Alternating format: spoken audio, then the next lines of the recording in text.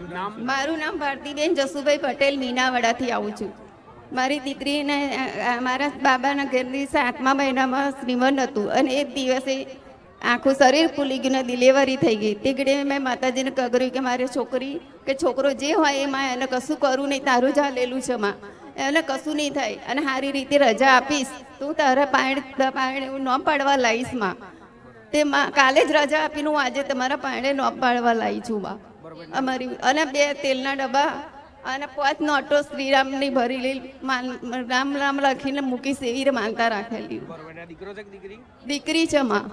Doctor કે તમારે guarantee હું નહીં આપતો કે બચવાની અમારે કોશિશ ના કરે, તમારે ભગવાનની ઈચ્છા રાખવાની, માતાજીની ઈચ્છા રાખવાની. જીવ જોખમમાં તો બંનેનો માનતા રાખી એટલે કશું થયું નહીં, શાંતિથી થઈ ગયું, બધું થઈ ગયું. ભલે રામ જે પ્રમાણે બોલ્યા હતા એ પ્રમાણે તમારું કામ પૂર્ણ થઈ ગયું. હા, એનું નામ